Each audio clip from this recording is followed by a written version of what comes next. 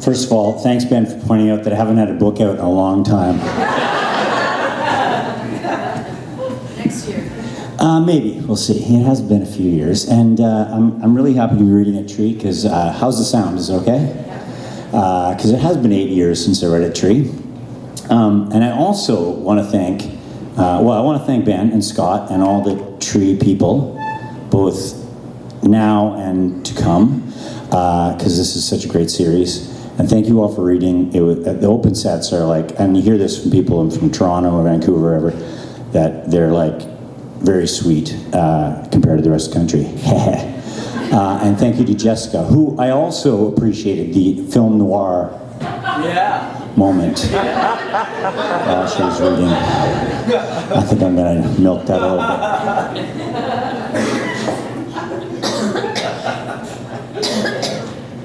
Okay, I'm gonna shoot for a couple different tones because usually I write depressing poetry. I'm gonna warm up with a deep cut from my second book. Oh yeah, yeah, that's a good one, right? Okay, hang on. This is really confusing. Oh, and my books. I have copies of 3 of my books here. So I came up with this ridiculous plan on the way over here. The Vicinity, which I'm reading from, and Noble Gas Penny Black are for $5. I got to clear some shelf space, and the newest one, A Perfect Sight, no, A Pretty Sight, I don't know the name of my books, is $15, but this is what I was thinking on the way over here. If you buy the other 2 for $5, then you get the third for $10, so that's $20 for all 3. Okay.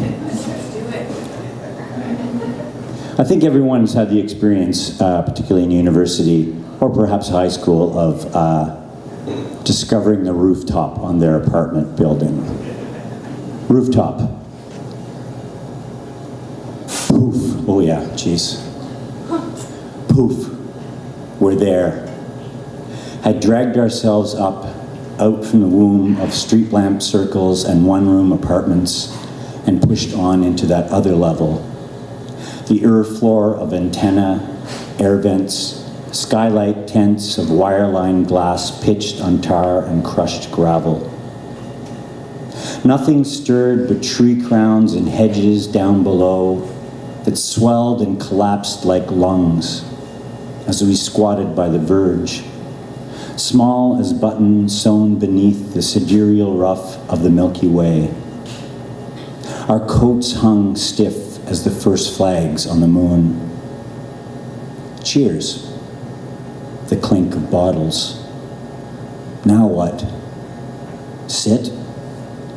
Listen to the tinny rattle of street-level conversation, laughter, a car horn's ululation, or skulk like prison campers along the cornice, leer through angled shutters for swivels of flesh, roll pebbles down the gutter pipes, spook the tabbies, or chug and scatter when the cop cars show, hangdog and unconvincingly surprised in their flashlights' flare when they call, "Boys, you better get down from there," before they confiscate our alcohol. No, it wasn't like that at all. Our other life goes largely unrecorded. We existed in the heaving air for 15 minutes, like any squirrel or bird that settled on this secret world, 1 foot out and 1 foot in it.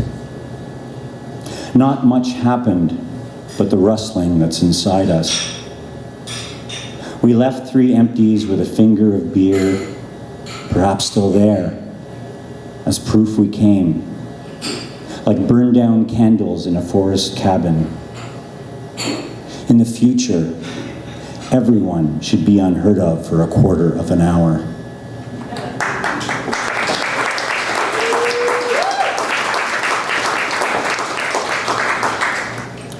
This poem is on the important theme of keeping your house clean. And it references Shakespeare and Blade Runner. And it's 14 lines and it's called Autobiography. Contra the self-help prattle. Sweat the small stuff. And don't think outside the box. Just think about the box. It's brick and Tyvek wrap, double glazed windows, screen doors, and gable flashing. How it shelters our life needs steady vigor from mop, baking soda, vinegar, hard bristles, J-cloth, dustpan, Dyson, and in special cases, tongue oil, caulking, or plunger. Past the hardware store's turnstiles, you're always forgetting something. Exit, pursued by a toilet brush. Meanwhile, back at the sty, a Roomba's let loose in the living room, ramming baseboards with puny rushes, a feeble vision of the future. Proof our domestic AI is no Rutger Hauer, soon to be laughed at, obsolete, but grimly muttering, "I've seen cat hair you people wouldn't believe," into the dustbin of, like, literally, the kitchen.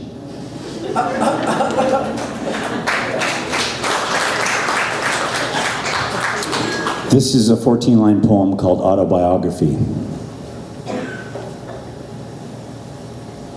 Our earliest memories are hearsay, or Mom's, the one reliable witness. Most begin at floor level, almost before grammar. Table legs, linoleum, toddler push toy stalled at the carpet trim. Horse's mouth says, "I used to chew the veranda's pine door frame." Or was that my sister? It's contrapuntal to exist and also recall. A trade between turmoil and rest, as any snow globe needs wrist-shaken Richters at the onset, then be placed on a stable shelf to let grace fall. The lamp before bed delays dervish remorse, but we must reckon with an early, distant image of ourselves, sprawled and blubbing that the dog bit us. Night birthed the fates, morning the last of a milk carton. Tell me, can anyone say where one self fails and another begins? Crickets.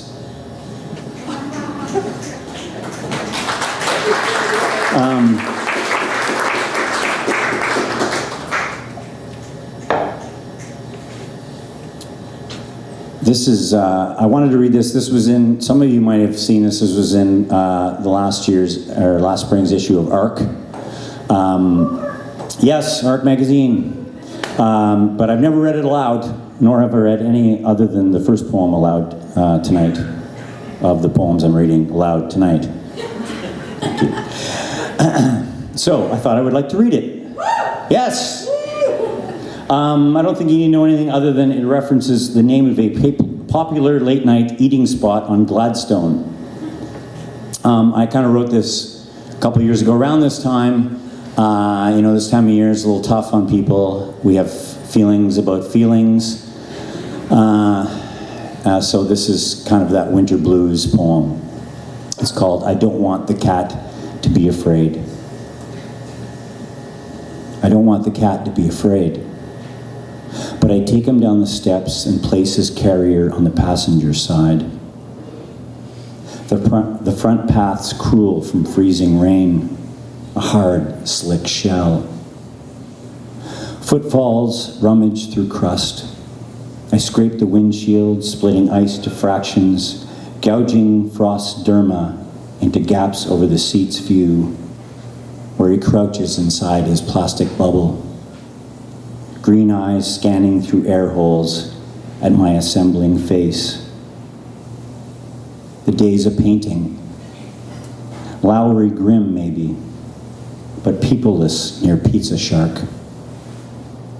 The stop signs and easel gazing south to vistas cropped below the Queensway. A floating eye. a sun-sucked underpaint. I hunt a passage through this mid-sized city, coffee thick as pastry, while anger stews in the northbound bottleneck. I wrote this before the LRT. I can't stay either. I won't go. Not yet, not just now anyway. Still pinned to the risk of taking care of things. The balance is wrong, or petty. Like waking to a world of stolen bicycles. We try to avoid dawn, but the radiance rushes at the corners. Road salts collects, chews at concrete, and bronzes the tire wells with rust. With Pantene luster, two crows crown the snowbank. Their calls a raucous shtick. The sun is shining on us. Every corner gleams. I go a long time not expecting anything, then find myself in the fingers of time, surprised at what I feel, and desperate for everything I touch.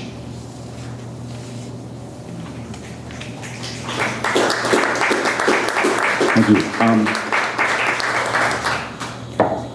In my 20s, I was a huge fan of the punk feminist writer Kathy Acker, and a couple of years ago, Chris Kraus put out a bio about her, and when I read it, I brought up a lot of memories, but it also reminded me of many of the themes in her books.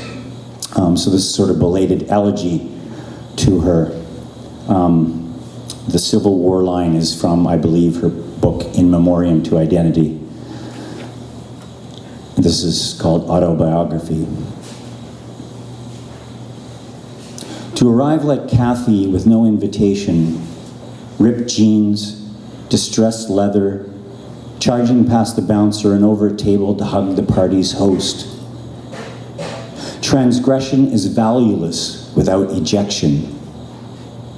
Escape to Paris, London, the ghosts of Times Square, Gold's Gym, and trash cans of the Lower East Side budged her back to San Francisco. What is taboo?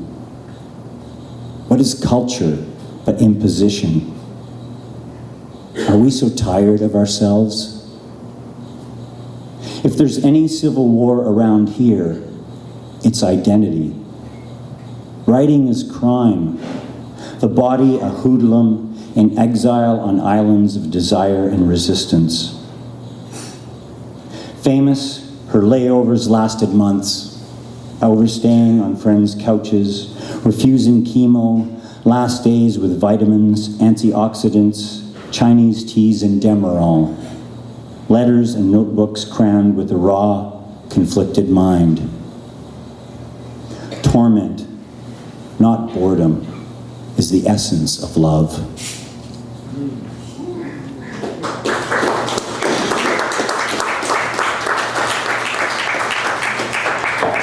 All right, and switching it up, this grapples with one of the most profound subjects of experience, hobbies.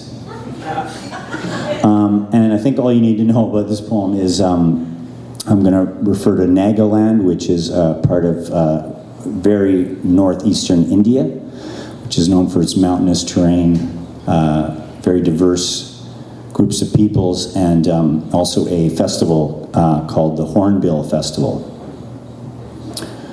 This is called Autobiography, and it's 14 lines. Was that you shitposting on Twitter? Or worse, rolling out an inspirational meme?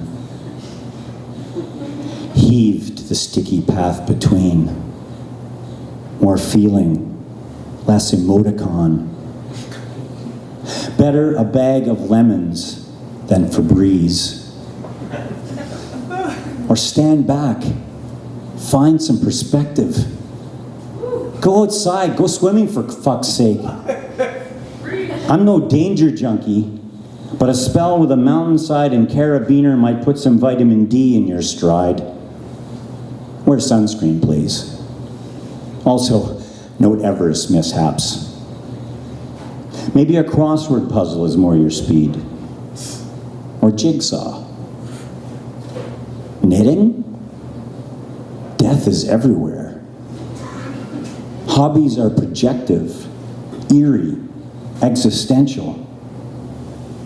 In Nagaland, the winner ate 14 ghost peppers in the chili eating contest, then went knock-kneed and glassy-eyed, found fetal against a wall for the post-game interview. He spoke little English, but managed to convey his state. Very no. Props for essence.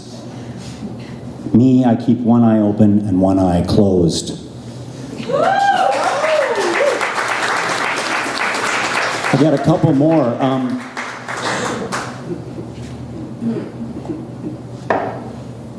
This is another one from ARC.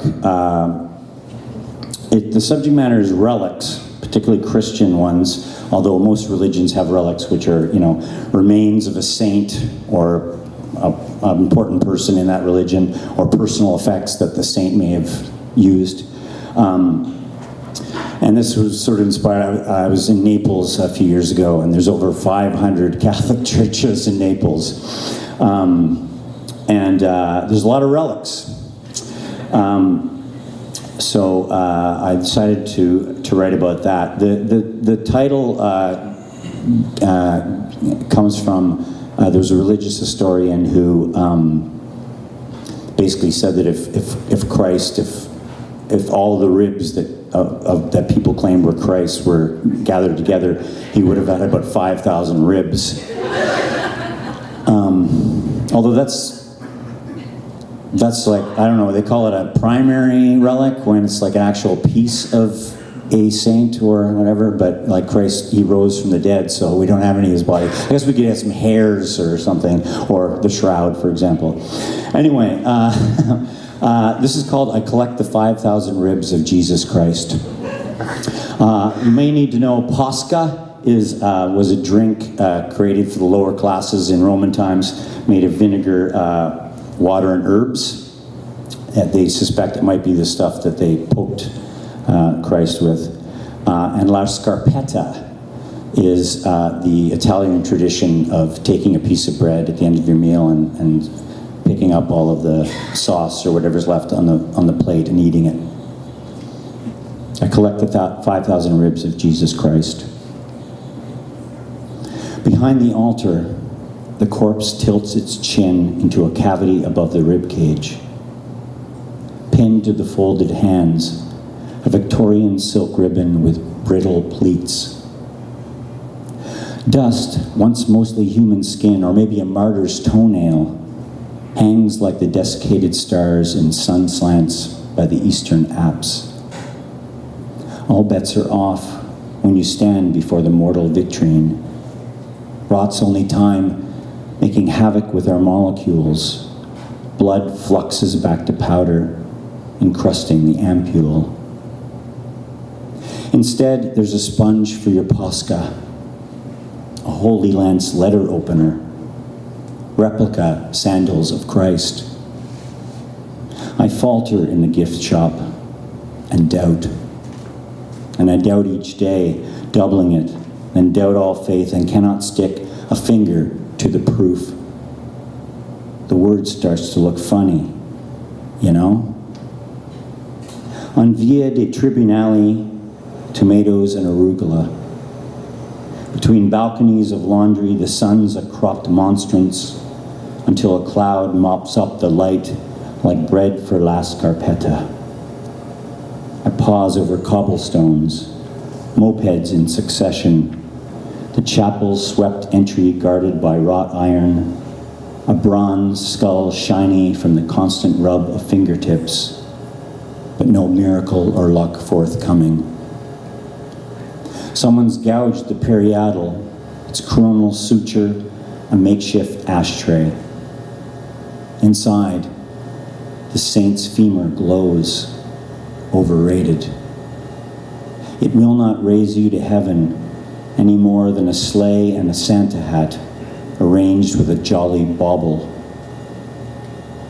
The mystic I was died in velour corduroys, while the cynic is just getting warmer. Back home, a skin color will get you shot. Over there, a drone strike on the wedding feast. Memento vitae.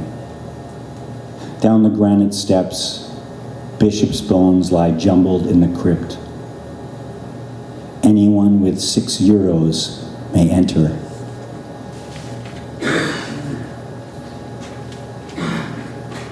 And one more.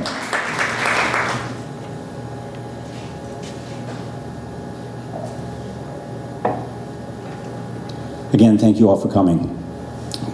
Go tree. I had a stupid idea. I was going to write a poem about every apartment I lived in. I didn't do that. I'm not going to do that. But this is one. You know, sometimes when you start writing these things, you realize that little part of my life was a Tom Waits song, you know? Anyway, this is 14 lines, and it's called Autobiography.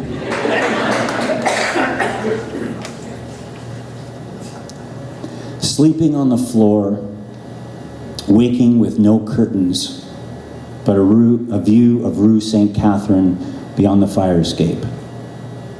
The sky would fade to stars, roof lines to streetlights. No shower, but a clawfoot to soak in. The iron jolt of the birdcage elevator clattered with scissor doors. Beside the basement furnace and 3 Maytag dryers, the tragic comic janitor's apartment was tropical, muggy. Once he showed me his oils nailed to the kitchen wall. I studied the still life of bananas and a quart of Labatt's 50, while his uncle sang to opera records through the doorless bedroom. Nothing swept or mopped, no repairs. Exposed walls and loose wiring amid rumors of the class action lawsuit. With new management, the janitor was chucked by Christmas. Or was it the night before? 'Twas. Thanks.